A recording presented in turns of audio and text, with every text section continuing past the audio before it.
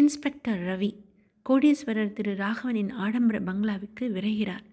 ராகவனின் மனைவியின் விலைமதிப்பெற்ற வைர நெக்லஸ் லாக்கரிலிருந்து திருடப்பட்டிருந்தது. அந்த அறையின் கதவுகள், ஜன்னல்கள் எல்லாம் பூட்டப்பட்டிருந்தன. எப்படி மர்மமாக இருக்கிறது!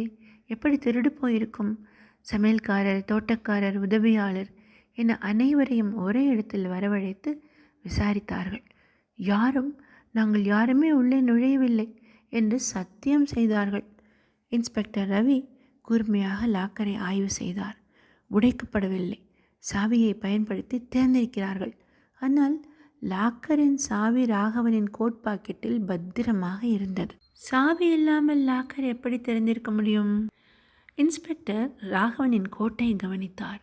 அதன் பாக்கெட்டில் ஒரு காய்ந்து போன துளசி இலை ஒட்டியிருந்தது. சமையல்காரரை கூப்பிட்டார் ரவி. ஐயாவுக்கு துளசி டீ போட்டு கொடுத்தீங்களோ? ஆமாங்க, திருடன் வேறு யாரும் இல்லையப்பா, நீயே தான் என்று சொன்னார் இன்ஸ்பெக்டர். டீ போட துளசி இலை பறித்து வந்திருக்க. ராகவனின் கோட் பாக்கெட்டில் சாவியை பார்த்துட்ட. உடனே அதை கையோடு ராகவனின் பாக்கெட்டில் இருந்த சாவியை எடுத்து பொலியான சாவி ஒன்றை செஞ்சுருக்க. மீண்டும் அந்த கோட் பாக்கெட்டிலேயே வச்சிருக்க. அந்த சமயத்தில் உன் கையில் இருந்த துளசி கோட் பாக்கெட்டில் ஒட்டியிருக்கு. சந்தர்ப்பம் கிடைச்சிது, லாக்கரை திறந்த நெக்லஸை எடுத்துக்கிட்ட, அப்படி தானே? அதட்டி கேட்டார் இன்ஸ்பெக்டர். அதிர்ச்சியில் உறைந்து போனார் சமையல்காரர். பின்னர் அவருடைய தகரப்பெட்டியிலிருந்து வைரமாலையும் போலியாக உருவாக்கப்பட்ட மற்றொரு சாவியும் கண்டறியப்பட்டது.